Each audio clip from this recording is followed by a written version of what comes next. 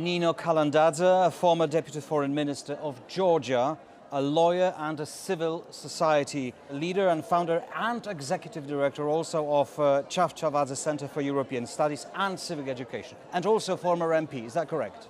That's true. Welcome to TVP World. We know it, of course, that Georgia is in a political turmoil after the elections last year in 2024.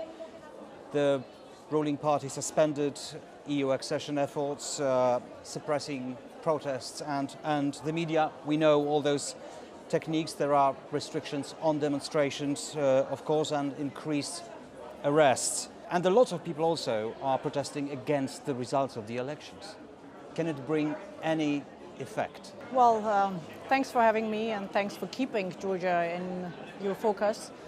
Well, the protests have been instrumental so far because it was for the unity and determination of the civil society that the results of 2024 parliamentary elections were not recognized as legitimate by the international community, that there were several European countries that have imposed bilateral sanctions on key enablers of the regime. The civil society and the protest movement plays a key role that the regime still struggles. So it's a psychological, a mental role mostly? Not just psychological, but in practical terms, it brought us that far that the regime has exposed itself also in eyes of international partners, because it wasn't always the case. This regime has always been a pro-Russian regime, but because they kept playing this double game, signing the association agreement and also pronouncing or declaring a pro-European path, many of our international partners were kept in, they just didn't really see the real face behind this regime. When I spoke to your president then, a year and a half ago, just about that, President Zurabishvili, she was absolutely certain that the democratic side would win. Was it naivety? Was it just a political message then, or did you really believe that the change was possible? I think some people naively believed that change was possible. I was not among them. I always belonged to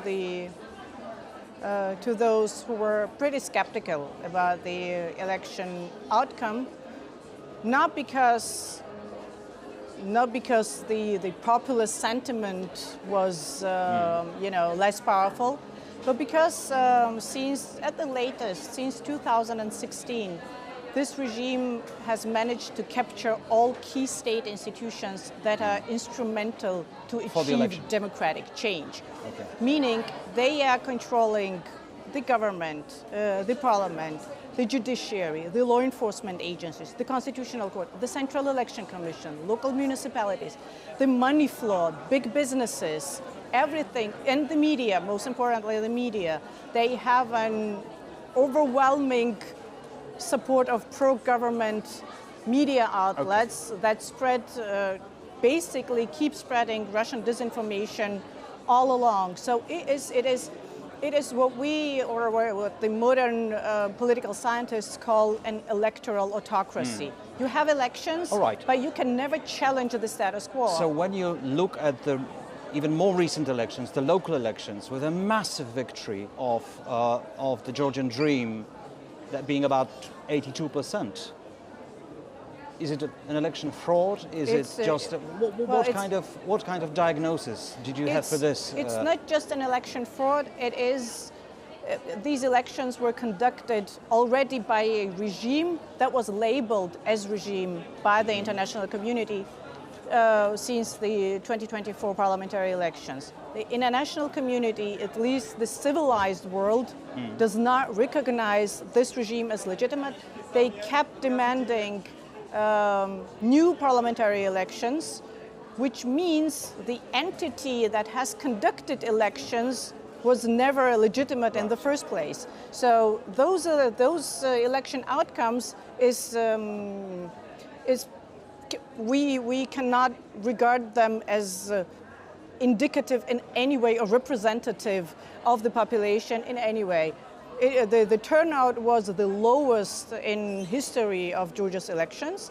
Most of the opposition parties have boycotted the elections. Maybe the fact of the matter is, correct me if I'm wrong, that most Georgians really prefer to look towards Russia than towards Europe. No, that's... is it not the case? This is definitely not the case. The contrary is the case.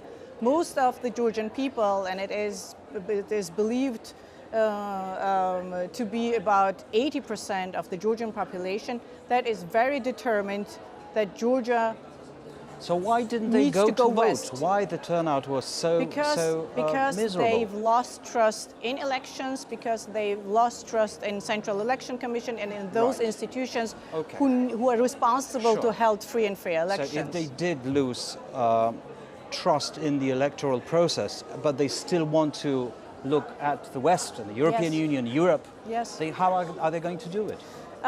This is where the protest movement comes in, and this is where the freedom fighters or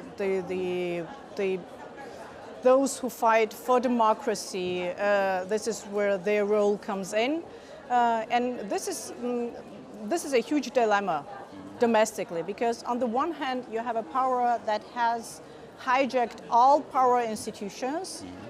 That is instrumental to achieve change democratically. On the other hand, they also have all the coercive means to suppress any kind of protest that dares to protest against the rigged elections. So how long can it last if a majority of citizens in your country don't want links with Russia, they want to see the links with the European Union?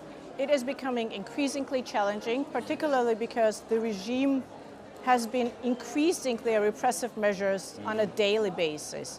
Do you think it's going to work? They keep arresting people for wearing masks. So it's about the people cannot even protect themselves, let alone fight proactively against the regime. So to rebalance the power, this is where we need the international community, because the international community understands well. Well, the international community has always been on the democratic side. Absolutely. It didn't help so. Absolutely. It doesn't help so far. But so far, the collective West, as we call it, the international community, was in favor of elections until they realized elections are no way for Georgians to change the status quo or to challenge the regime as such. So to rebalance power, the international community is applying, but needs So what would you expect? to concrete steps from international community? What would you expect from them, from us, from Europe, from the European Union to happen? We keep advocating for increasing pressure on the regime that is non-legitimate. Once they all have recognized that this is not a regime that brings Georgia to the right direction. But that is happening. Perhaps that's too little. It is happening, but so far it's been on a lower scale, meaning they have identified key enablers of the system, but the sanctions are being yet applied pretty selectively on a wider range and not in a systematic manner, in the sense that it would really affect the criminal syndicate that is governing the country. So Europe is doing too little, in your opinion? Well, obviously, I mean, you know better than me that it takes time for Europeans to consolidate. Firstly, because European Union is not one country, but a combination of many political representatives.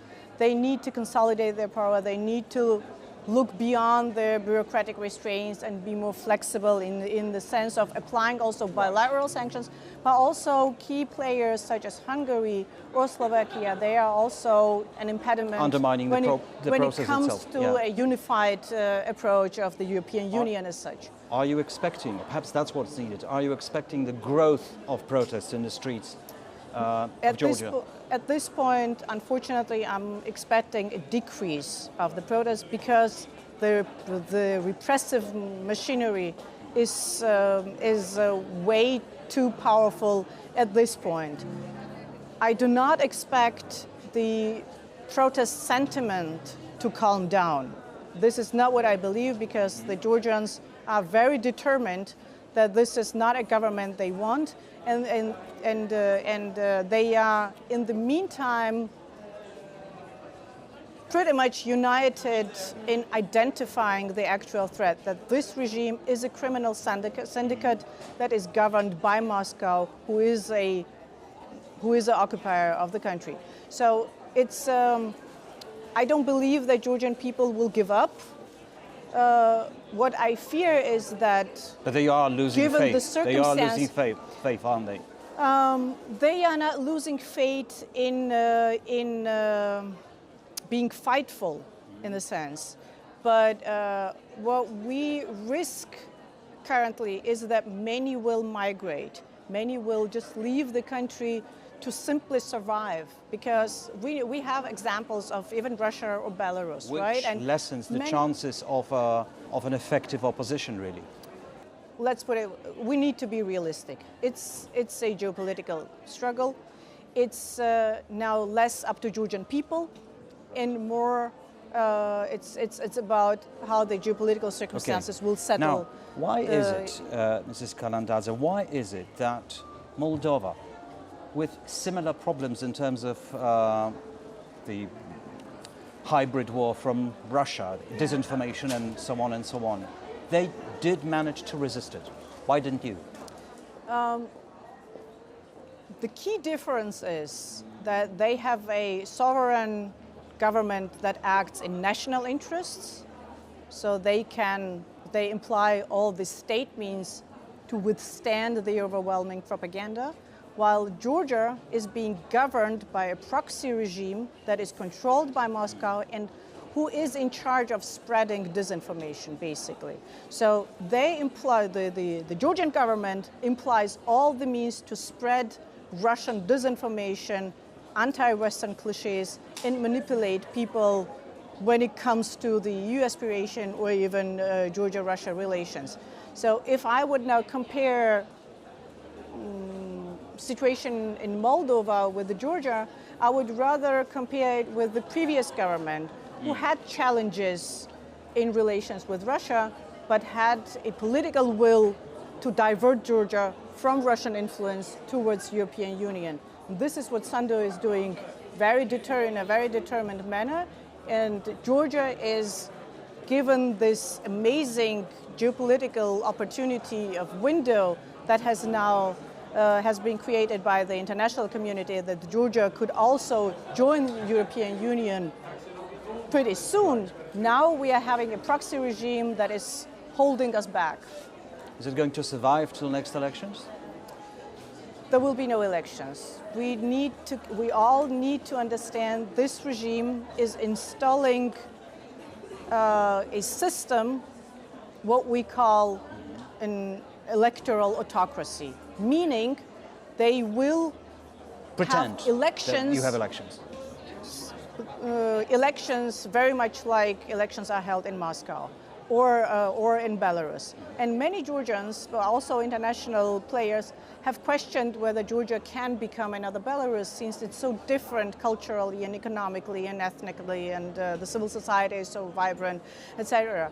And my response has always been, yes, it can and it will, because the domestic contemporary dictators, they are following the same script and the same playbook that is being written in Moscow and implemented in respective countries. Right. You're a former politician.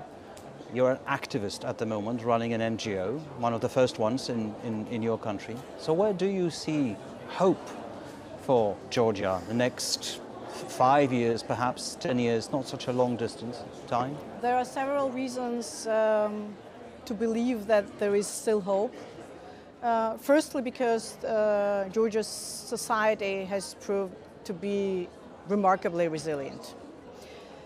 Secondly, because I do hope that, given the geopolitical stance of Georgia, autocracies in such small countries with no actual internal resources can survive endlessly. They will at some point need international recognition and international links to civilized worlds. They cannot substitute Western support with Chinese or other Eastern markets or interests. This is not sustainable in the long run. And thirdly, and most importantly, I do hope that Ukraine prevails soon. The international community has agreed already, at least they have a common understanding how they should cope with Russia and that this will impact Georgia. Thank you very much for joining us. Thanks for sharing this knowledge with us. Thank you. Nino, Kalandadze, thanks very much. Thank you.